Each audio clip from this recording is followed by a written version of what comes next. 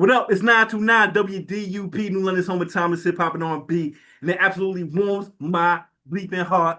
You know what I'm saying? We got one of the iconic people out here, Karyn Parsons. You know what I mean? Y'all know her for Fresh Prince, of course, but like she's an author as well. She has dropped Blue Beach. We're gonna talk about all of that. Karyn, thank you so much for doing this interview with us. How are you?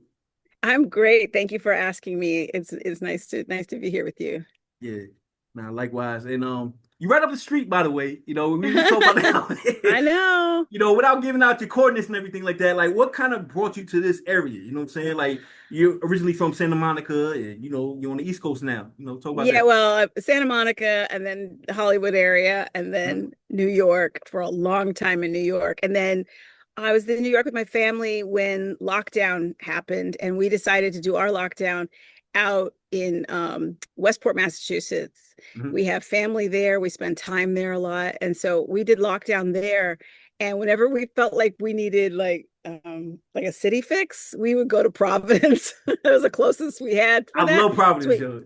Providence is a beautiful, beautiful town. Yeah. Good restaurants, nice little shops and stuff. And it's just so pretty, and the people are really nice.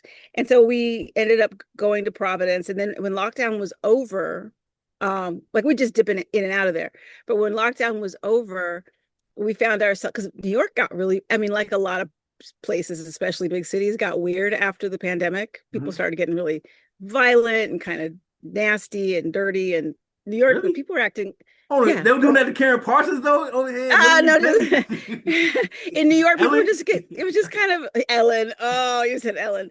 People in New York were just getting kind of weird. And so we Yeah. found ourselves thinking, what would it be like to live in Providence? And so next thing you know, we were looking at places and got up, and things started going really fast, and we Yeah. moved. I mean, I love New York. I miss New York. I'm going to be honest. We all miss New York a lot, and my kids are both in New York now. Or my son is about to be in New York in 2 weeks. He's going to be going to school in New York. My daughter lives in New York, so we'll see how long mom and dad stay in Providence after the kids are both in New York and we miss it. So we'll see. But I do love, I mean, I think it's a beautiful town. Like I said, really nice people, really nice restaurants. It's pretty. So that's all good. But Yeah. I do, I'm, I grew up, or I spent so much time in larger cities. And my husband and I spent many, many years in New York. He spent like his whole life in New York. So, um, it's very different from New York. Let's just say that. Yeah, it's very quiet. But I mean, you in Providence. There's some hood elements out there. Like you gotta get used Yeah. to that. But no, I mean, you in a great area, and like Yeah. all of our listeners out here in New London would love to hear that Karen Parsons is right up the street, Route 95. Go find out.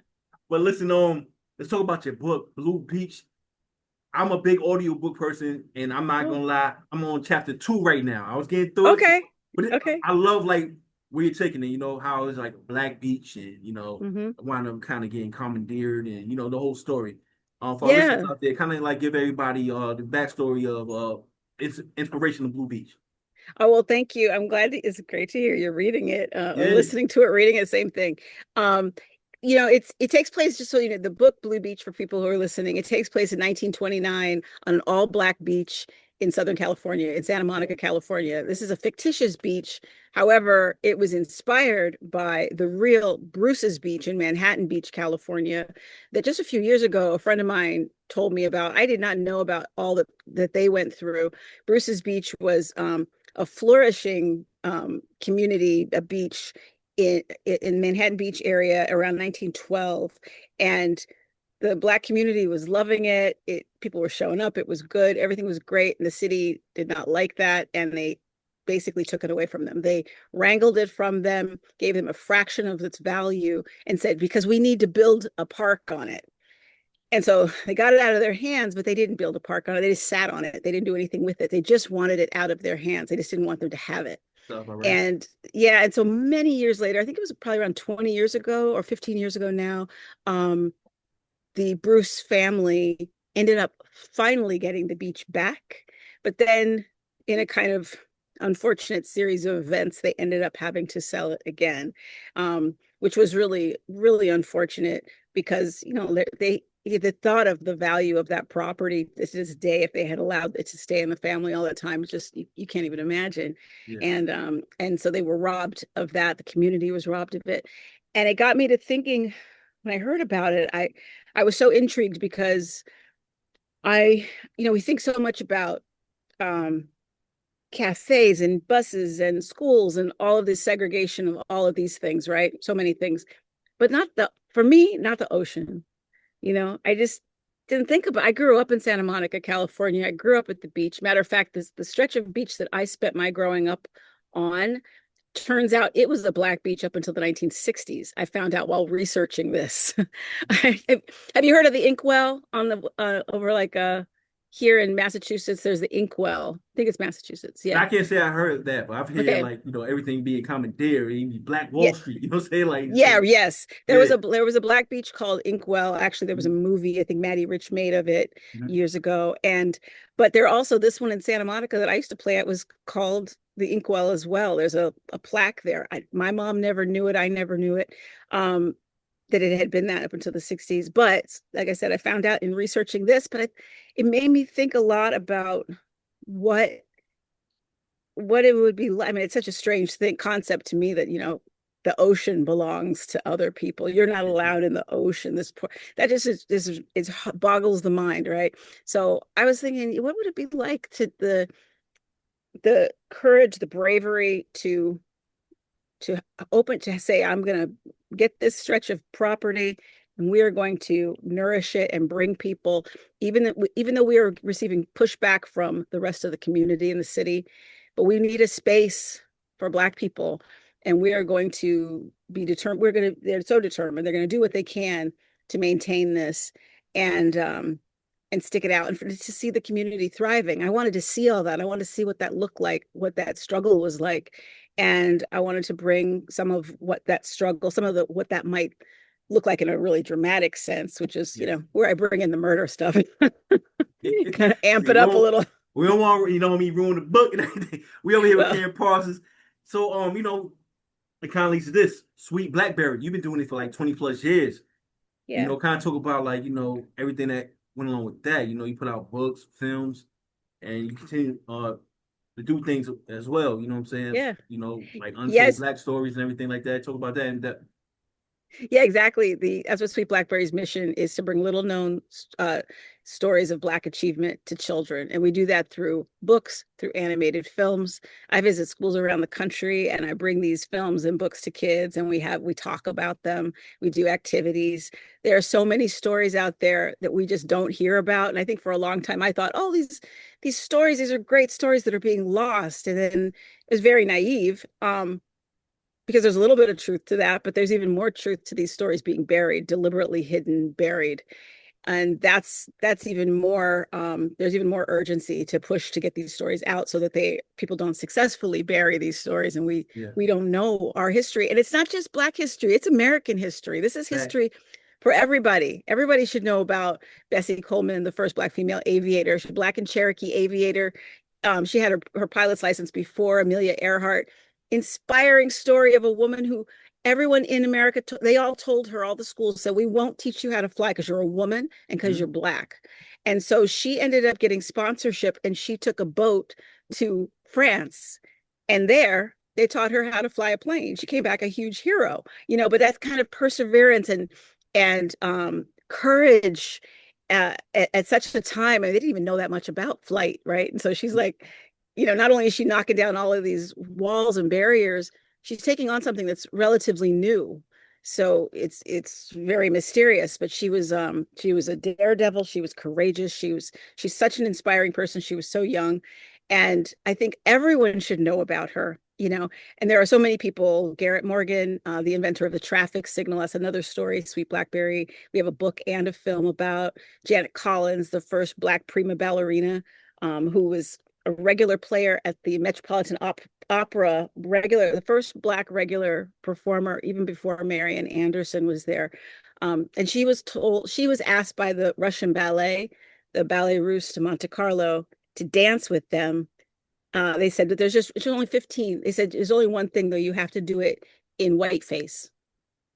And she said, I can't. She turned it down. Yeah, But she went on to make all these strides, become the first Black prima to perform at the Met like she did, to win the Donaldson Award, which signified Best Dancer on Broadway, on and on. And she just broke down so many barriers for people like Misty Copeland today, who's actually speaks about it. I've had her speaking about it on Sweet Blackberry.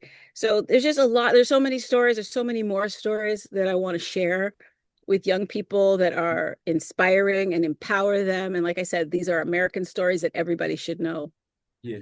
So in these current times, with the short attention span, ADD, don't expect anybody got that, but like short attention spans. Do you think Yeah. a lot of people are reading books? Like, do you want to bring all these stories to the big screen, or like how important is it to kind of like cover both ends of the spectrum? Well, yeah, I mean, I've been doing when I do the animated, I'll be honest with you, it's harder because it's harder to get the support we need financially to get those things done. We've done a few films. We've done 4 films.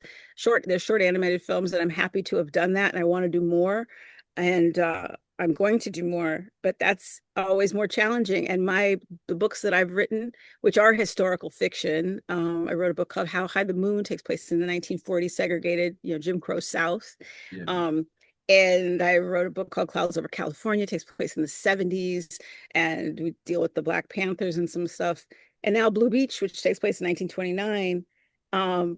People are always talking about, oh, your books, I feel like I could see them on the screen. Oh, I can see this on the screen. This should be a movie. This should be a limited Yeah. series, blah, blah, blah. I hear this all the time, but I don't have the power to make that Yeah. happen. I I mean, but wish I sometimes did. you should just read. Like everything no gotta be on the big screen. That's I mean, true. of course, like, we just being lazy and want to see it on the big screen, but I mean, there's nothing wrong with reading in No, 2026. no, it's if we can get more people back to the page, that would be Yeah. great because there's a lot of stuff out there that's current and a lot of stuff that's just a wealth of knowledge and literature and all kinds of stuff out there for people to be reading. But I think so many people have fallen off of that with the Mhm. advent of the smartphone. Yeah. So and social media, Absolutely. unfortunately. I mean, my algorithm, because of what I do, my algorithm has book readers all over the place. Oh, what's your favorite book? And I've got all these people talking about books.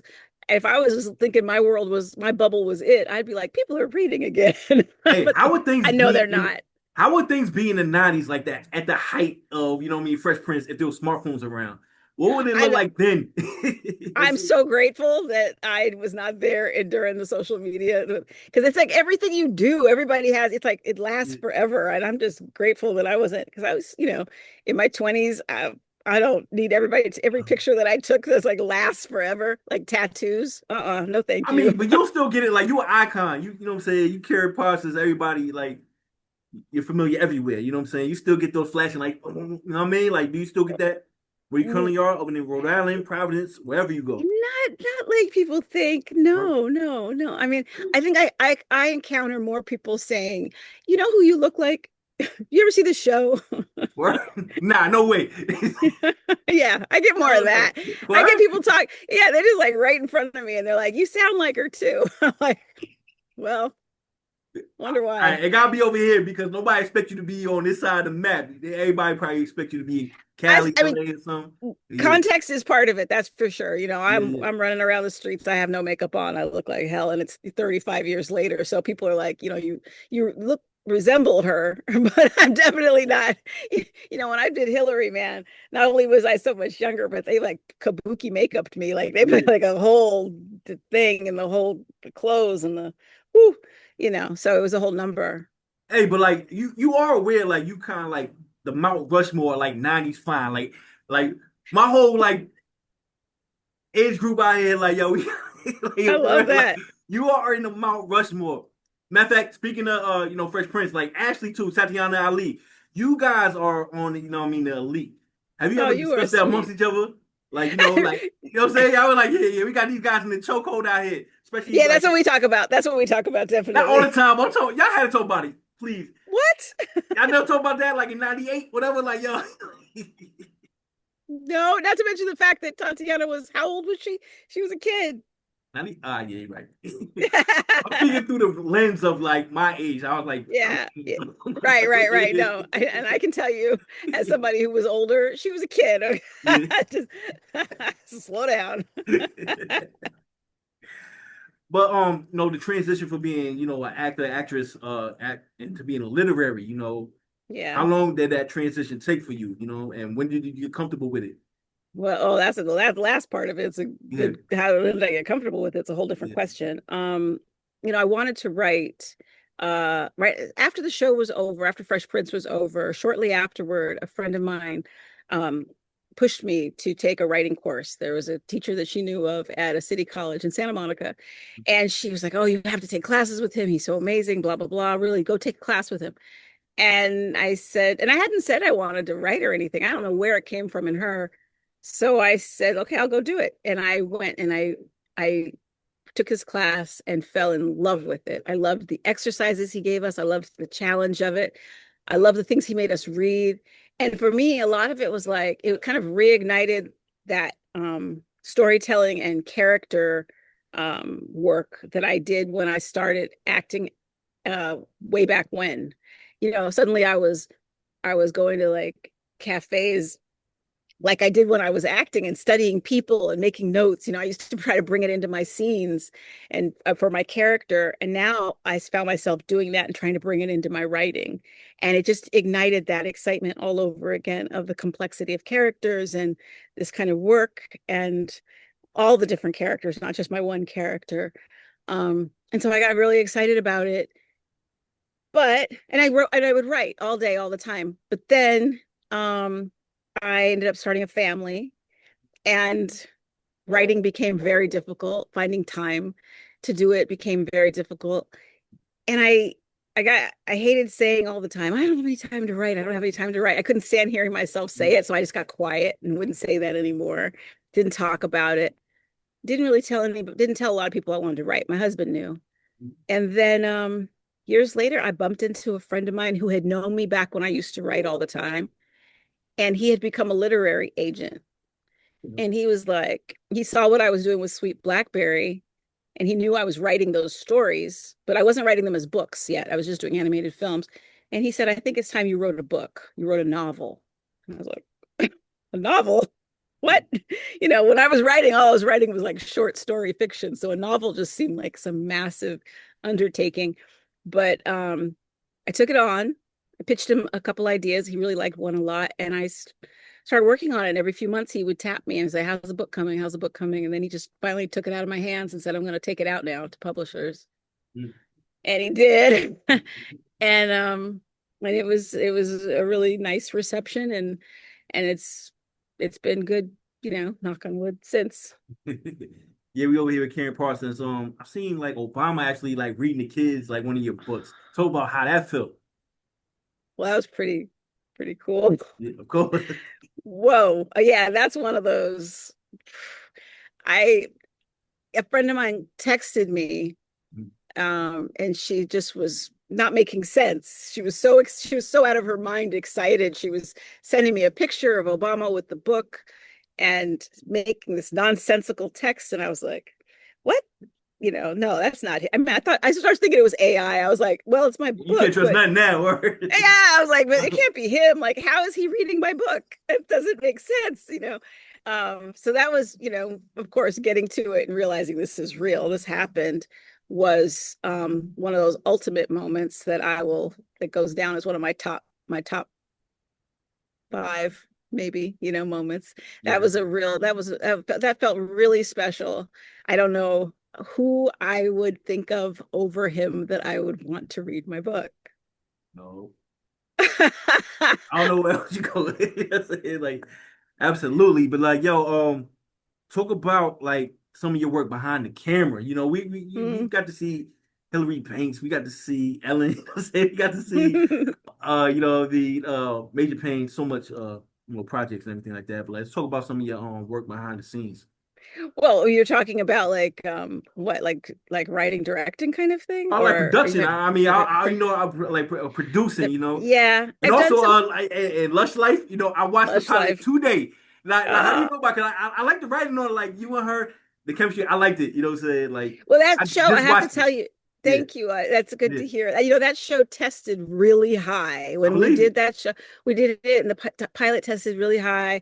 We were real excited. I remember I took off for NYU intensive film school. Like I Mm, did Fresh Prince, finished Fresh Prince, shot Lush Life, went to NYU Film School. While I was there, found out that our show got picked up.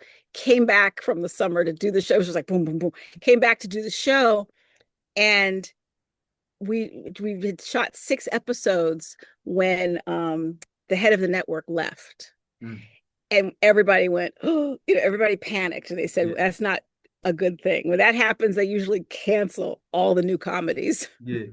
because I guess they told me that they said the idea is that if the comedies do well, everyone will say forever, whoever the new person is that comes in, if the comedies do well, people will say, well, it was the old regime that brought them in, and that doesn't Mm, look good on you.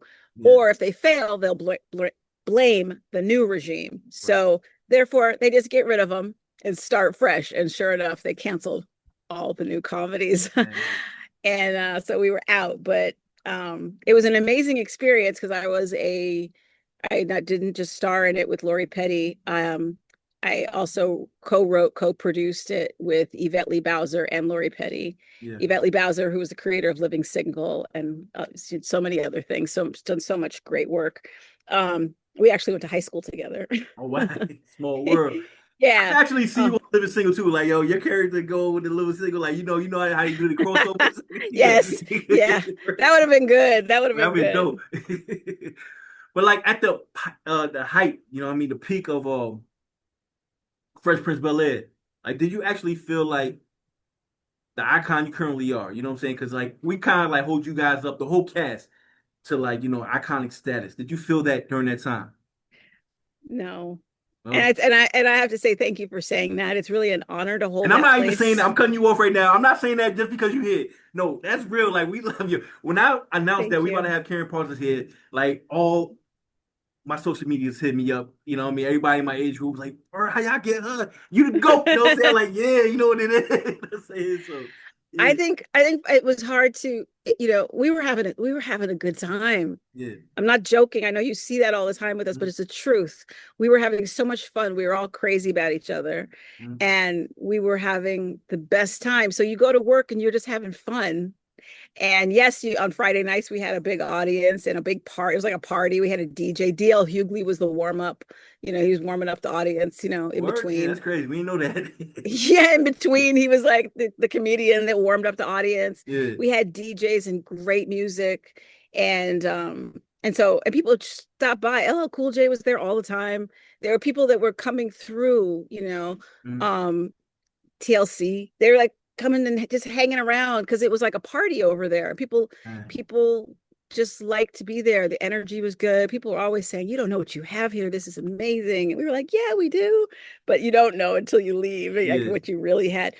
But we were just having so much fun. So it was hard to take in this whole like, oh, this is going out to all of these homes. This is going out, beyond the United States eventually. This is going out beyond this year, 10 years later, Yeah. 20 years later. Like to think of all of this time that it would still, that all these generations that would be watching it. I've had so many people say to me, it was my favorite show. Now it's my kid's favorite show, and it's getting to now, it's like gonna soon be, and it's my grandkids' favorite show. Yeah.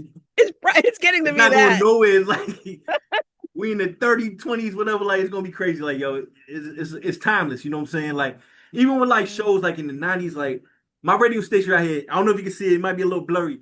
Uh-huh. WDUP, we try to get that from Martin, WZUP, you know what I'm saying? Like, we just talk about the influence. I was able to tell Martin Lawrence that, you know what I'm saying? It was dope, you know what I Oh, mean? that's So, yeah, great. That's you great. guys like influenced us so much, especially in that Thank pocket. Like, you. that 90s pocket was, you know, we can't be when you're touched. doing it, we were doing it and we were Yeah, having such a good time. I didn't yeah, know that the show was a big deal. Like I go to the grocery store and I pick up the TV guide as I was checking out at the counter. I look at the TV guide, I go to the back and I look yeah. to see where we weren't cracking the top 10 shows.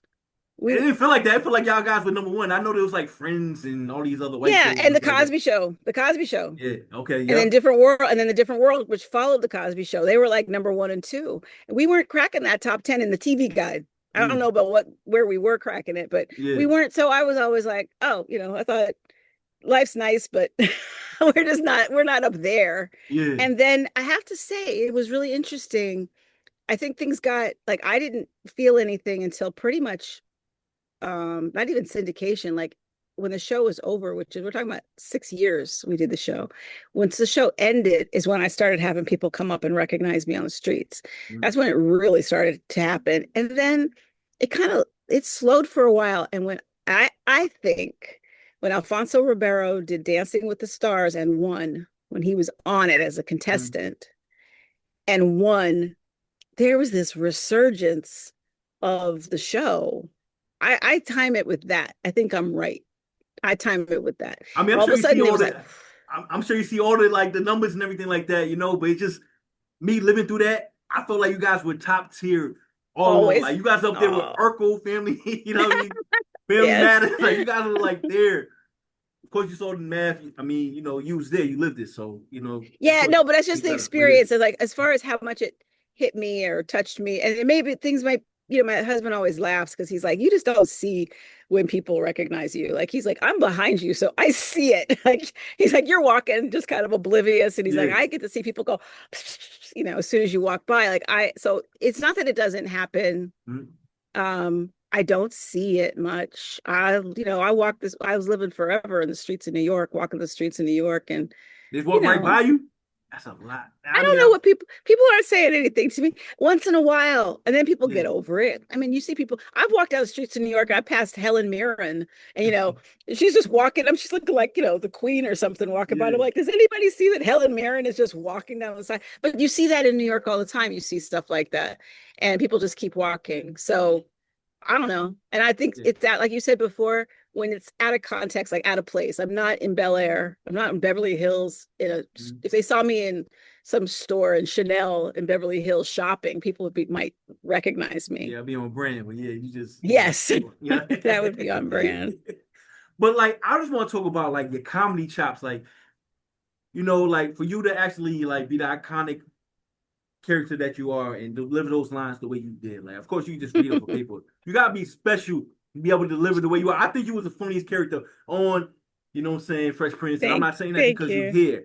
Like, we gotta talk about your comedy chops. I know you got it in you. Let's talk about like, you know what I mean? Like, can you touch the stage? Like, Hilary, you are hilarious. You know what I'm saying? Like, Thank you. No, that's yeah, so sweet to say. I mean, yeah, I was lucky though. I had the writers, I was lucky. We had good writers. They wrote some good lines. I got some real good ones. Every now and then I'll see something, somebody will post something and I'll see something that I said or I'll hear myself and I fall out. I'm like, oh, she is a mess. The stuff that comes out of her mouth. yeah, And I the good news is I connected with her. I found her right away. I mean, I'm lucky in that regard. I was told by one of the creators of the show, Andy Borowitz, that they wanted to get rid of Hilary because they said they were like the head of the network was like, I'm not so sure about the big sister, and he said, wait a minute, let me wait until this girl shows up. mhm, So I came in for the audition, and after I did my thing, he was like, oh, okay, I get it. But it was just I found some weird way in with her whole yeah. affectation and the whole thing and it just found a way in with it that really I think worked well with the way they were writing the character and everything.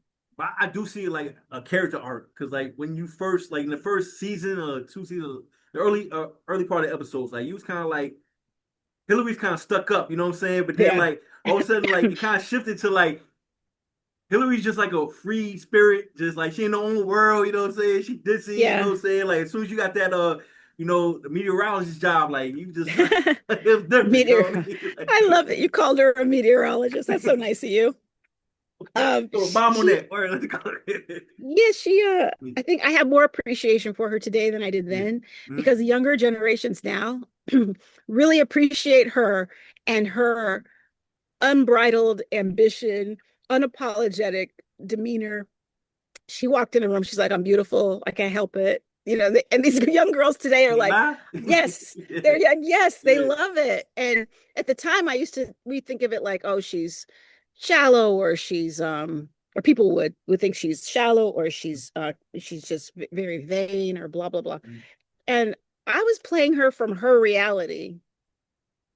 So I wasn't playing her just I was playing her from where she was coming from. So there was more to her, to me, for me, because I was her.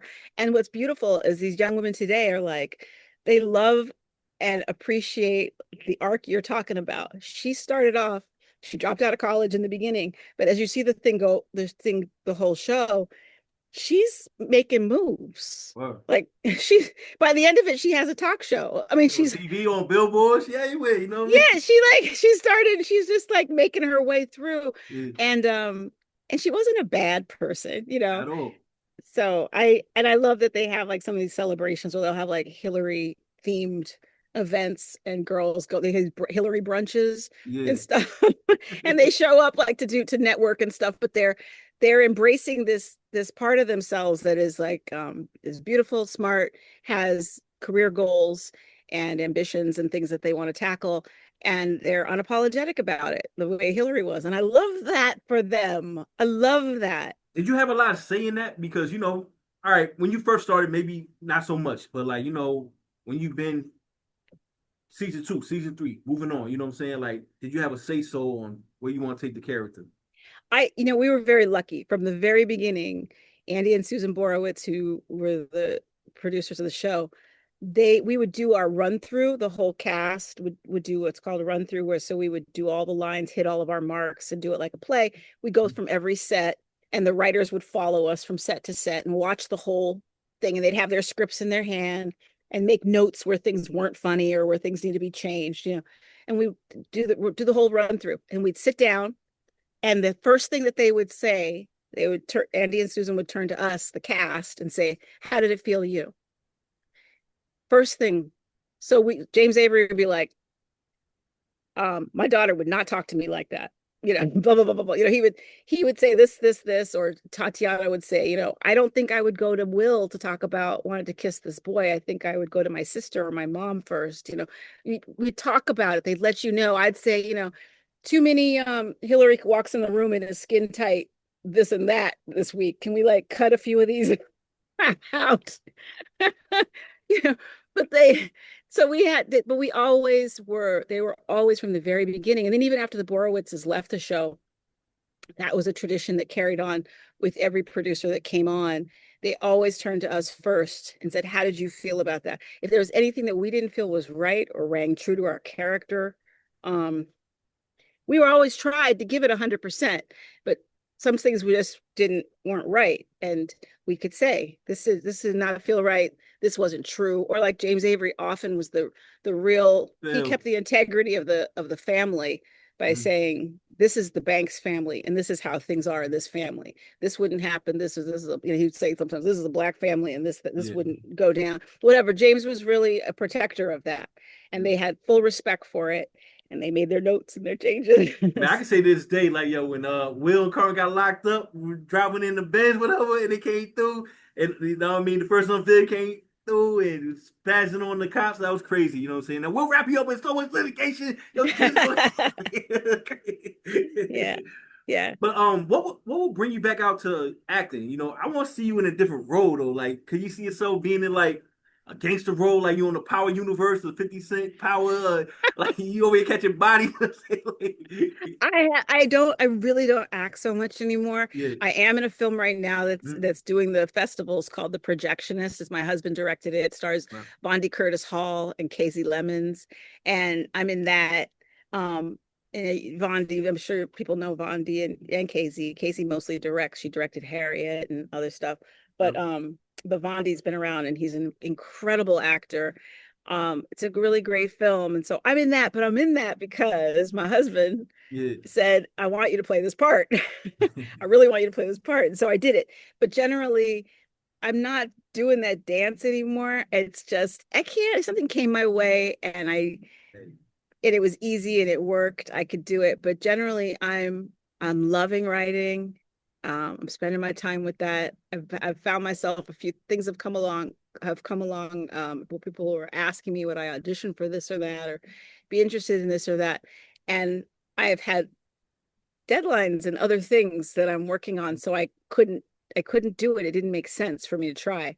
So but I'm not missing it. I'm I feel sorry. you. Hey, no, I'm you're not doing great things with your writing and everything. ah, Again, so we gotta wrap this up. I don't want to keep you up past your time. You know what I'm saying? I'm not keep you up past your time. Excuse me, past my Zoom time. I gotta get Zoom Pro. Um, but just talk about Blue Beach one more time and let everybody know how to keep in tune with you. Oh, let me show. I have it. I don't know if you have it. Oh, I there you have go. it. Blue Beach. Oh. So this is the cover of it. Yeah. Sometimes the truth is too dangerous to surface. Blue Beach. It's a murder mystery.